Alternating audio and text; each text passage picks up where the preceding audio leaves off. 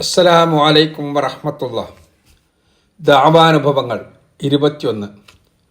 അന്തമാൻ യാത്രയെന്ന സ്വപ്നം. സ്കൂൾ കാലം മുതൽ തന്നെ വലിയ സ്വപ്നങ്ങളിലൊന്നായിരുന്നു അന്തമാൻ യാത്ര. 2-3 വർഷങ്ങൾ കൂടുമ്പോൾ അന്തമാനിൽ നിന്ന് നാട്ടിൽ വരുന്ന സുബൈദ താത്തയുടെയും കുട്ടിയാലി അളിയൻ്റെയും മക്കളുടെയും സാമീപ്യത്തിൽ നിന്നുണ്ടായതായിരുന്നു ആ സ്വപ്നം. ഒരേ ഒരു മൂത്താപ്പ മേലെ വീട്ടിൽ കോയക്കുട്ടിയുടെ മൂത്ത മകളാണ് സുബൈദാത്ത. മൂത്താപ്പയുടെ യുവത്വവും വിവാഹവും മരണവുമെല്ലാം അന്തമാനിലായിരുന്നു. സുബൈദാത്തയെ വിവാഹം ചെയ്തത് അന്തമാനിൽ തന്നെ ജീവിച്ചിരുന്ന ഞങ്ങളുടെ അടുത്ത പ്രദേശമായ കളിയാട്ടമുക്കുകാരനായ കുട്ടിയാലി അളിയനാണ്. അവരും മക്കളായ ജമീല, ഷബീല, ഷക്കീല, സെരീല എന്നിവരും വന്നാൽ വീട്ടിൽ വലിയ ആഘോഷമായിരുന്നു. തൻ്റെ ജ്യേഷ്ഠൻ്റെ മകളെയും മരുമകനെയും പേരക്കുട്ടികളെയും സ്വീകരിക്കുകയും സൽക്കരിക്കുകയും ചെയ്യുന്ന രീതി ഉപ്പാക്ക് അവരോടുള്ള ഇഷ്ടം എത്രത്തോളമായിരുന്നുവെന്ന് ഞങ്ങൾക്ക് മനസ്സിലാക്കി തരുന്നതായിരുന്നു. അവർ വന്നാൽ ഏതാനും ദിവസങ്ങൾ പരപ്പനങ്ങാടിയിൽ ഞങ്ങളുടെ വീട്ടിലാണ് താമസിക്കുക.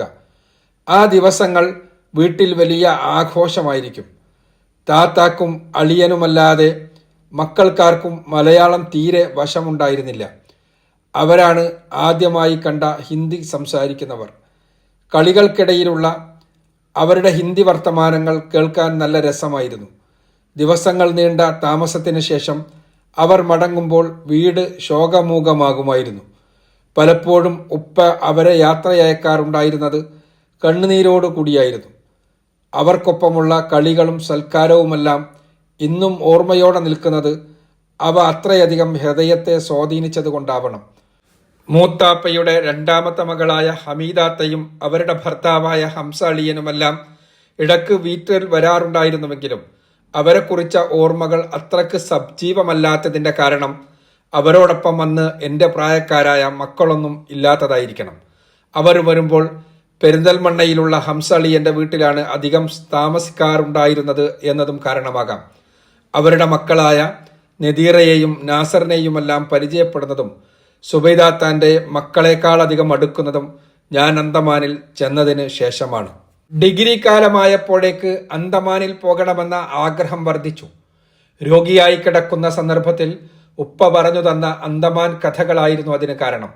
ബ്രെയിൻ ട്യൂമർ കാരണം അന്ധനായി തീർന്ന ഉപ്പയെ ഖുർആൻ മനഃപ്പാഠമാക്കുവാൻ സഹായിക്കുകയെന്ന ഉത്തരവാദിത്തം എൻ്റെയും ചെറിയ പങ്ങൾ റംലയുടേതുമായിരുന്നുവെന്ന് നേരത്തെ സൂചിപ്പിച്ചിട്ടുണ്ട്. ഖുർആൻ പഠനത്തെ സഹായിക്കുന്നതോടൊപ്പം തന്നെ പത്രവും ആനുകാലികങ്ങളും വായിച്ചു കൊടുക്കുക ഞങ്ങളുടെ പതിവായിരുന്നു. ലീഗ് ടൈംസ് ആണ് അന്ന് വായിച്ചു കൊടുക്കാറുണ്ടായിരുന്ന ദിനപത്രം. അൽമനാർ, ഷബാബ് തുടങ്ങിയ ഇസ്ലാമിക ആനുകാലികങ്ങളായിരുന്നു ഉപ്പാക്ക് വേണ്ടി ഞങ്ങൾ പ്രധാനമായും വായിച്ചു കൊടുക്കാറുണ്ടായിരുന്നത്.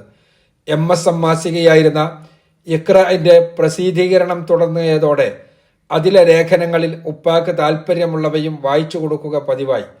ആനുകാലികങ്ങളിൽ പ്രസിദ്ധീകരിക്കുന്ന എൻ്റെ ലേഖനങ്ങൾ വായിച്ചു കേൾക്കാൻ ഉപ്പ പ്രത്യേകം താല്പര്യം പ്രകടിപ്പിക്കുമായിരുന്നു. 1985 ഓഗസ്റ്റിലാണെന്നാണ് ഓർമ്മ.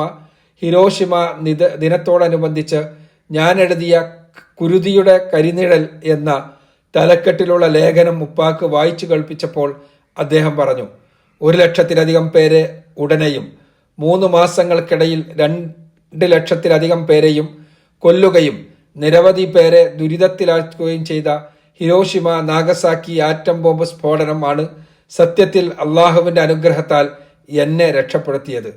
നിങ്ങളെല്ലാം ഉണ്ടാകുന്നതിന് കാരണം ആ ബോംബ് സ്ഫോടനമാണെന്ന് വേണമെങ്കിൽ പറയാം. ഫലിതപ്രിയനായിരുന്ന ഉപ്പ ചിരിച്ചുകൊണ്ട് പറഞ്ഞു, അടുത്ത കൊല്ലം ലേഖനം എഴുതുമ്പോൾ നീ ഹെഡിങ് മാറ്റിയാൽ മതി. അത് കഴിഞ്ഞുള്ള ഏതാനും ദിവസങ്ങളിൽ ഒഴിവ് സമയങ്ങളിലെല്ലാം ഉപ്പാന്റെ അന്തമാൻ കഥകൾ കേട്ടിരിക്കുകയായിരുന്നു ഞങ്ങൾ രണ്ടുപേരുടെയും പതിവ്. ആ കഥകളാണ് അന്തമാനിൽ പോകണമെന്ന ആഗ്രഹമുണ്ടാകുവാനുള്ള 2ാമത്തെ കാരണം. ബംഗാൾ ഉൾക്കടലിന്റെയും അന്തമാൻ കടലിന്റെയും ഇടയിൽ 467 കിലോമീറ്ററുകൾ നീളത്തിൽ സ്ഥിതി ചെയ്യുന്ന ചെറുതും വലുതുമായ 572 ദ്വീപുകളാണ് അന്തമാൻ നിക്കോബാർ എന്നറിയപ്പെടുന്നത്. ഇതിൽ മനുഷ്യവാസമുള്ള 37 ദ്വീപുകളുടെ ചരിത്രത്തിന് 2200 വർഷങ്ങളുടെ പഴക്കമെങ്കിലുമുണ്ടെന്നാണ് പുരാവസ്തു രേഖകൾ വ്യക്തമാക്കുന്നത്. എന്നാൽ അന്തമാനിലെ പുരാതന മനുഷ്യർ മറ്റ് ഭൗമ മേഖലകളിൽ നിന്ന് ഒറ്റപ്പെട്ടിട്ട് 30,000 വർഷങ്ങളെങ്കിലുമായിട്ടുണ്ടെന്ന് ചില ജനിതക ശാസ്ത്ര പഠനങ്ങൾ പറയുന്നുണ്ട്. 2 സഹസ്രാബ്ദങ്ങളെങ്കിലുമായി ഈ ദ്വീപ് സമൂഹങ്ങളിൽ ജീവിക്കുന്ന ആദിമവാസികളെ അടിച്ചമർത്തിയും കൊന്നൊടുക്കിയും കൊണ്ടാണ് സംസ്കൃത മനുഷ്യരെന്ന് അവകാശപ്പെടുന്നവർ അന്തമാനിലേക്ക് കുടിയേറിയത്.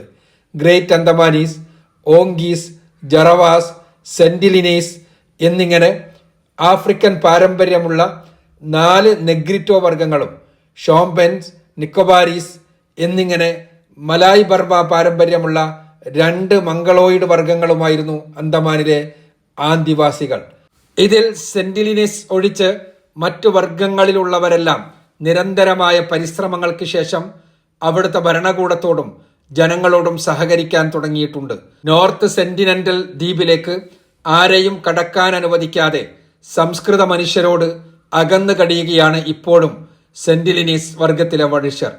കടൽ യാത്രകൾക്കിടയിലുള്ള ഇടത്താവളമായി ഈ ദ്വീപ് സമൂഹങ്ങൾ ഉപയോഗിച്ചതായുള്ള പരാമർശങ്ങൾ പൗരാണിക ഗ്രന്ഥങ്ങളിൽ കാണാമെങ്കിലും അവിടെ ഭരണമോ മറ്റോ നിലനിന്നതായി സൂചിപ്പിക്കുന്ന യാതൊന്നും ലഭ്യമായിട്ടില്ല.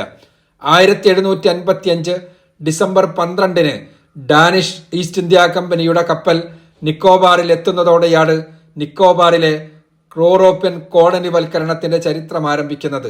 1759 ബ്രിട്ടീഷുകാർ അന്തമാനിൽ ആരംഭിച്ച ആദ്യത്തെ കോളനി മലേറിയ പടർന്നു പിടിച്ചത് കാരണം തകർന്നതിനാൽ അവർ ആ ശ്രമം ഉപേക്ഷിച്ചതായിരുന്നു. പിൽക്കാലത്ത് പോർട്ട് ബ്ലെയർ എന്ന് നാമകരണം ചെയ്യപ്പെട്ട സ്ഥലത്തിന്റെ സമീപ പ്രദേശങ്ങളിൽ ബ്രിട്ടീഷുകാർ 1958 ആരംഭിച്ച കോളനിയുടെ ലക്ഷ്യം കുറ്റവാളികളെ പാർപ്പിക്കുകയായിരുന്നു.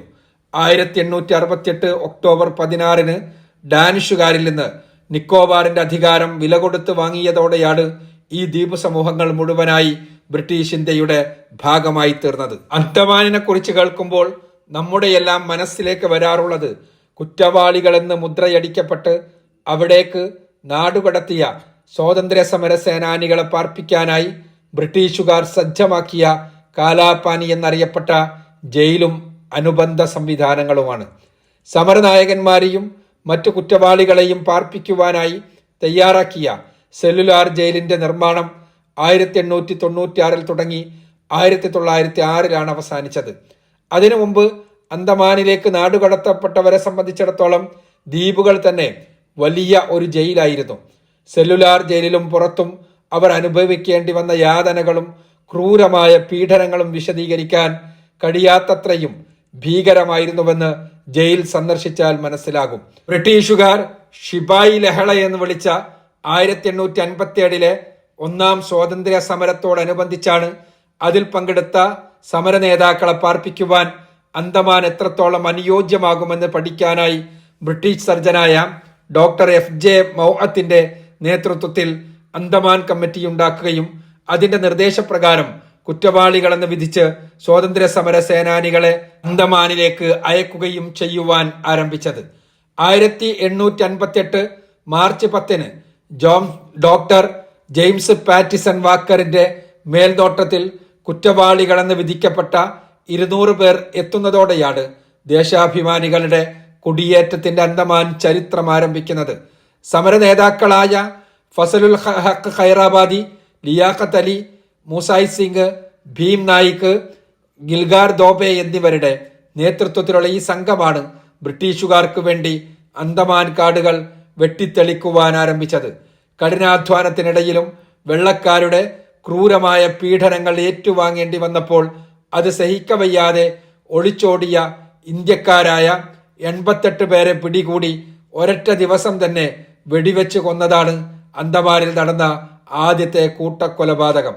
അവരോടൊപ്പം അന്തമാനിലെത്തിയ ഡോക്ടർ JP വാക്കർ തന്നെയാണ് ഇതിന് നേതൃത്വം നൽകിയത്. കുറ്റവാളികളെന്ന് വിധിക്കപ്പെട്ട് അന്തമാനിലെത്തിയവരെ ഉപയോഗിച്ചുകൊണ്ട് കാടുകൾ വെട്ടിത്തെളിക്കാൻ ആരംഭിച്ചപ്പോൾ അതിനെതിരെ നടന്ന ആദിവാസികളുടെ ചെറുത്തുനിൽപ്പിനെതിരെ നടന്ന വെടിവെപ്പാട് രണ്ടാമത്തെ കൂട്ടക്കൊലപാതകം.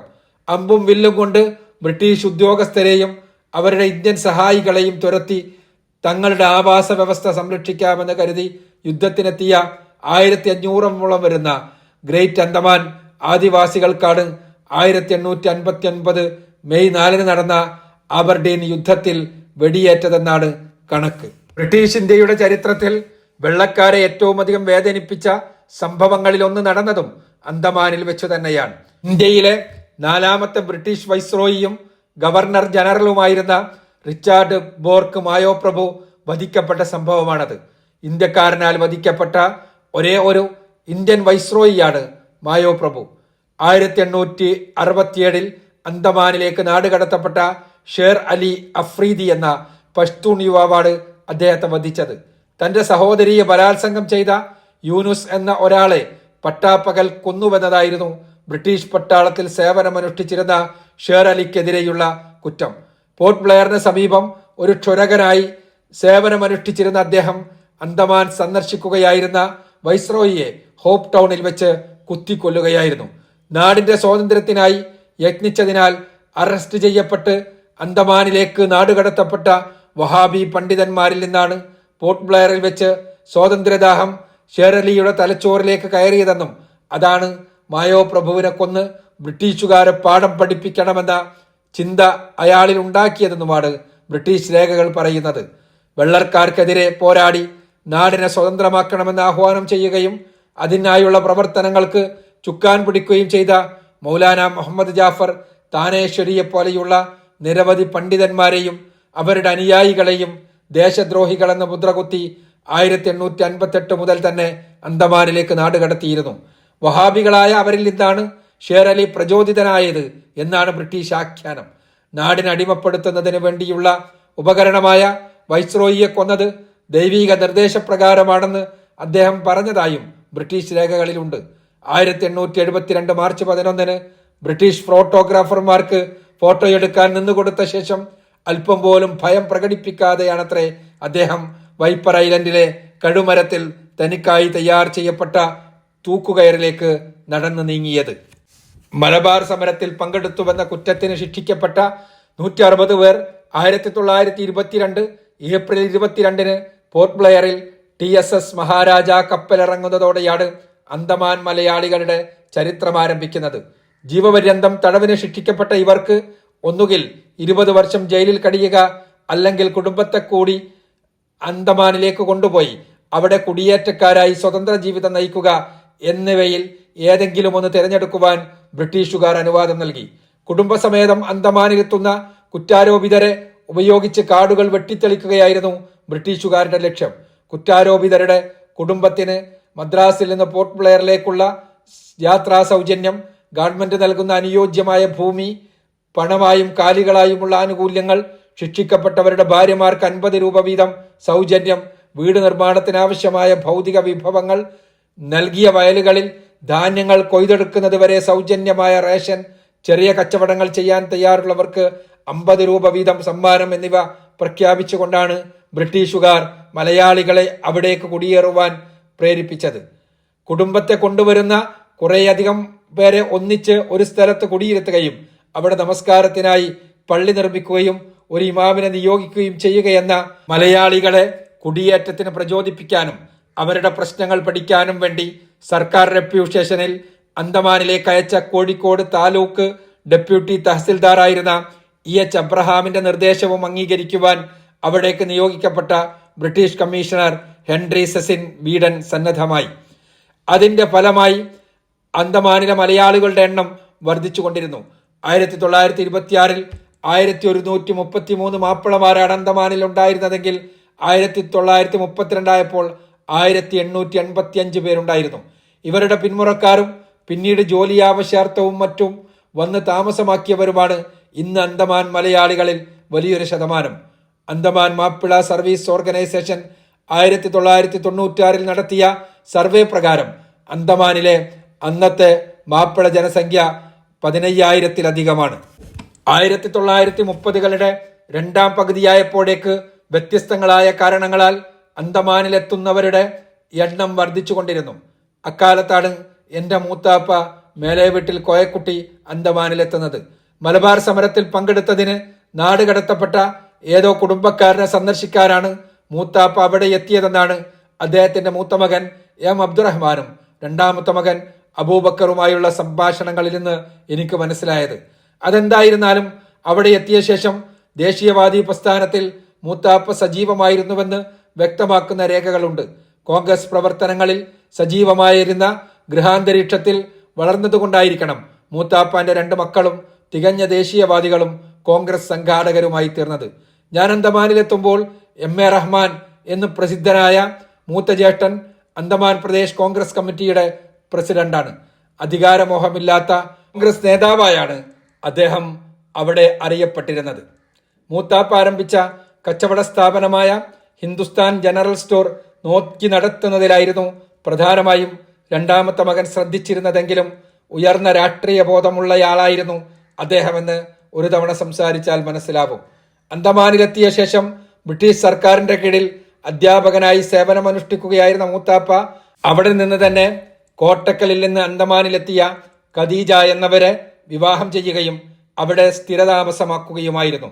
മൂത്താപ്പയുടെ പ്രവാസത്തിൽ ഉപ്പാക്ക് എത്രത്തോളം ദുഃഖമുണ്ടായിരുന്നുവെന്ന് എന്നെ അന്തമാനിലേക്ക് കൊണ്ടുപോകുവാനായി അദ്ദേഹത്തോട് സമ്മതം ചോദിക്കാനായി വന്ന AP മുഹമ്മദ് സാഹിബിനോടും ഹംസ മാസ്റ്ററോടുമുള്ള പ്രതികരണത്തിൽ നിന്ന് വ്യക്തമായിരുന്നു. അവന് താല്പര്യമുണ്ടെങ്കിൽ നിങ്ങൾ അവനെ കൊണ്ടുപോയിക്കോളൂ, അവന് പറ്റുന്ന എന്ത് ജോലിയും ചെയ്യിപ്പിച്ചോളൂ, പക്ഷേ അവനെ കൊണ്ട് അവിടെ നിന്ന് കല്യാണം കഴിപ്പിക്കരുത്, അത് മാത്രം നിങ്ങൾ ചെയ്യിക്കരുത്. ജ്യേഷ്ഠ സഹോദരനെ സന്ദർശിക്കാനായി 1941 തന്റെ 16ാമത്തെ വയസ്സിലാണ് ഉപ്പ അന്തമാനിലെത്തുന്നത്. അവർ തമ്മിലുണ്ടായിരുന്ന ഇഷ്ടത്തിന്റെ ആഴം ഞങ്ങൾക്ക് മനസ്സിലായിരുന്നത് മൂത്താപ്പന്റെ പെൺമക്കളായ സുബൈദ താത്തയും ഹമീദ താത്തയും കുടുംബങ്ങളും വീട് സന്ദർശിക്കുമ്പോഴുള്ള ഉപ്പാന്റെ പെരുമാറ്റത്തിൽ നിന്നാണ്. തന്റെ മൂത്ത മകന് മൂത്താപ്പ അബ്ദുറഹ്മാൻ എന്ന പേര് നൽകിയതും ഈ ഇഷ്ടം കൊണ്ടായിരിക്കണം. 2ാം ലോക മഹായുദ്ധം തുടങ്ങിയ ശേഷമാണ് ഉപ്പ അന്തമാനിലെത്തുന്നത്. 1939 സെപ്റ്റംബർ 1 പോളണ്ടിനെ ജർമ്മനി പിടിച്ചടക്കുന്നതോടെ ആരംഭിച്ച ലോകമഹായുദ്ധത്തിൽ ഇന്ത്യക്കാർ എന്ത് നിലപാടാണ് സ്വീകരിക്കേണ്ടതെന്ന കാര്യത്തിൽ ദേശീയ നേതാക്കൾക്കിടയിൽ അഭിപ്രായ വ്യത്യാസമുണ്ടായി. America, Britain, Soviet Union, China എന്നിവരടങ്ങുന്ന സഖ്യകക്ഷികൾ അഥവാ അലീസ് ഒരു വശത്തും ജർമ്മനി, ജപ്പാൻ, ഇറ്റലി എന്നിവരടങ്ങുന്ന ധ്രുവ ശക്തികൾ അഥവാ ആക്സിസ് പവേഴ്സ് മറുവശത്തുമായി നടക്കുന്ന യുദ്ധത്തിൽ ഇന്ത്യക്കാർ നമ്മുടെ ഭരണാധികാരികളായ ബ്രിട്ടന്റെ പക്ഷത്ത് നിൽക്കണമെന്നായിരുന്നു ഗാന്ധിജിയുടെയും കോൺഗ്രസിന്റെയും പക്ഷം. എന്നാൽ ധ്രുവ ശക്തികളോടൊപ്പം ചേർന്ന് നമ്മുടെ നാടിനെ അടിമപ്പെടുത്തുന്ന ബ്രിട്ടീഷുകാർക്കെതിരെ നാം ശക്തമായി പോരാടാൻ ഈ അവസരം ഉപയോഗിക്കണമെന്നായിരുന്നു നേതാജി സുഭാഷ് ചന്ദ്രബോസിന്റെയും അദ്ദേഹത്തിന് കീഴിൽ പ്രവർത്തിച്ചിരുന്ന INA-യുടെയും അഭിപ്രായം. യുദ്ധത്തിൽ അവരെ സഹായിക്കാമെന്നും ജയിച്ചാൽ ഇന്ത്യക്ക് സ്വാതന്ത്ര്യം നൽകാമെന്നും നേതാജി ധ്രുവശക്തികളുമായി കരാറുണ്ടാക്കുകയും അതനുസരിച്ച് അദ്ദേഹവും ഇന്ത്യൻ നാഷണൽ ആർമിയും അവരെ സഹായിക്കുകയും ചെയ്തു. ഈ യുദ്ധത്തിലാണ് 1942 മാർച്ച് 23 ബ്രിട്ടീഷ് ഭരണത്തിലായിരുന്ന അന്തമാൻ ജപ്പാൻ സൈന്യം കീഴടക്കുന്നത്. നിറയെ നാവികരെയും കൊണ്ട് ജപ്പാൻ വിമാനവാഹിനി കപ്പലായ റിയൂജോ പോർട്ട് ബ്ലെയറിനടുത്തുള്ള ചാട്ടം റോസ് എന്നീ ദ്വീപുകളിലെത്തിയപ്പോൾ അവിടെയുണ്ടായിരുന്ന ഇന്ത്യക്കാരായ ബ്രിട്ടീഷ് പട്ടാളക്കാരിൽ പലരും INA മനസ്സുള്ളവരായിരുന്നത് കൊണ്ടാണെന്ന് തോന്നുന്നു കാര്യമായ പ്രതിരോധമൊന്നുമില്ലാതെയാണ് അന്തമാൻ ജപ്പാൻ ഭരണത്തിന് കീഴിലാവുന്നത്. ഈ സമയത്തെല്ലാം മൂത്താപ്പ തന്റെ അധ്യാപന വൃത്തി തുടരുകയാണ് ചെയ്തത്. അന്തമാനിലേക്കുള്ള ജപ്പാൻ സൈന്യത്തിന്റെ ആഗമനം അവിടെയുണ്ടായിരുന്ന ബ്രിട്ടീഷുകാർക്കെന്ന പോലെ ഇന്ത്യക്കാർക്കും ദുരിതങ്ങൾ വിതച്ചുകൊണ്ടായിരുന്നുവെങ്കിലും കീഴടക്കിയതിന് ഏകദേശം 1 വർഷത്തിന് ശേഷം ധ്രുവശക്തികൾ സുഭാഷ് ചന്ദ്രബോസുമാക്കുണ്ടാക്കിയ കരാർ പാലിച്ചു. 1943 നവംബർ 6 ടോക്കിയോവിൽ വെച്ച് നടന്ന assemblies of greater east Asiatic നേഷന്റെ ജപ്പാൻ പ്രധാനമന്ത്രി ഹിദേക്കി തോജോ അന്തമാനിന്റെ ഭരണം ആസാദി ഹിന്ദിന്റെ താൽക്കാലിക സർക്കാരിന് കൈമാറുകയാണെന്ന് പ്രഖ്യാപിച്ചതറിഞ്ഞ അന്തമാനിലെ ഇന്ത്യക്കാരെല്ലാം സന്തോഷിച്ചുവെങ്കിലും അത് അധികകാലം നീണ്ടുനിന്നില്ല. ഡിസംബർ 29 അന്തമാനിലെത്തിയ നേതാജി അതിനടുത്ത ദിവസം 30 പോർട്ട് ബ്ലെയറിലെ ജിംഖാന ഗ്രൗണ്ടിൽ ത്രിവർണ്ണ പതാക ഉയർത്തിയപ്പോൾ നാടിന്റെ സ്വാതന്ത്ര്യത്തിനായുള്ള പോരാട്ടം കാരണം ജനിച്ചു വളർന്ന നാട്ടിൽ നിന്ന് പലായനം ചെയ്ത് അവിടെ എത്തിയവരെല്ലാം സ്വതന്ത്ര ഇന്ത്യ യാഥാർത്ഥ്യമായി എന്ന് കരുതി പുളകിരിതരായിരിക്കുമെന്നും റോസ് ഐലൻഡിലെ ബ്രിട്ടീഷ് ചീഫ് കമ്മീഷണറുടെ ഓഫീസിന് മുന്നിൽ പാറിക്കളിക്കുന്ന ഇന്ത്യൻ ത്രിവർണ പതാക ഭാവി ഇന്ത്യയെക്കുറിച്ച സൂചനയും പ്രതീക്ഷയുമാണെന്ന നേതാജിയുടെ പ്രഭാഷണം കേട്ട് അവിടെ കൂടിയ ആയിരങ്ങൾ ആർത്തുല്ലസിച്ചിരിക്കുമെന്നും കരുതുന്നുവെങ്കിൽ നമുക്ക് തെറ്റി. അന്തമാനിലെ ഇന്ത്യക്കാരുമായി ആശയവിനിമയം നടത്തുകയോ അവരനുഭവിച്ചു കൊണ്ടിരിക്കുന്ന ദുരിതങ്ങളെക്കുറിച്ച് മനസ്സിലാക്കുകയോ ജപ്പാൻ ഭരണത്തെക്കുറിച്ച് അവരുടെ അഭിപ്രായം ആരായുകയോ ചെയ്യാതെയാണ് അദ്ദേഹം സ്വാതന്ത്ര്യം നേടിയ ആദ്യത്തെ ഇന്ത്യൻ പ്രദേശമെന്നാണ് അന്തമാനെന്ന് പ്രഖ്യാപിച്ചത് എന്നതിനാൽ ഇന്ത്യക്കാരിൽ മിക്കവർക്കും അദ്ദേഹത്തിന്റെ ചെയ്തികളിൽ എതിർപ്പുണ്ടായിരുന്നു. അന്തമാനിനെ ഷഹീദ് ദ്വീപും നിക്കോബാറിനെ സ്വരാജ് ദ്വീപുമായി നാമകരണം ചെയ്ത ശേഷം അദ്ദേഹം അവിടെ നിന്ന് വിമാനം കയറി. അന്തമാൻ നിക്കോബാർ ദ്വീപ് സമൂഹത്തെ ഭരിക്കാനായി അദ്ദേഹം നിശ്ചയിച്ച governor major general Arcot Doraiswamy Loganathan Japan പട്ടാളവുമായി ഒത്തുപോകാൻ കഴിയാത്തതിനാൽ താൻ നേരത്തെയുണ്ടായിരുന്ന ബർമയിലേക്ക് തിരിച്ചുപോയി. അടുത്ത 2 വർഷക്കാലം അന്തമാൻ ചരിത്രത്തിലെ ഏറ്റവും വലിയ ദുരിതകാലമായിരുന്നു. ജപ്പാൻ ക്രൂരതകളുടെ ഈ ദുരിതകാലത്താണ് ഉപ്പ മൂത്താപ്പാനെയും കുടുംബത്തെയും സന്ദർശിക്കാനായി അന്തമാനിലെത്തുന്നത്. ജപ്പാൻകാരുടെ ക്രൂരതകളെക്കുറിച്ച് പറയുമ്പോൾ പലപ്പോഴും അവിടുത്തെ പഴമക്കാർ വിതുമ്പുന്നത് കാണാറുണ്ട്. ഉപ്പയുടെ സ്ഥിതിയും തഥൈവ.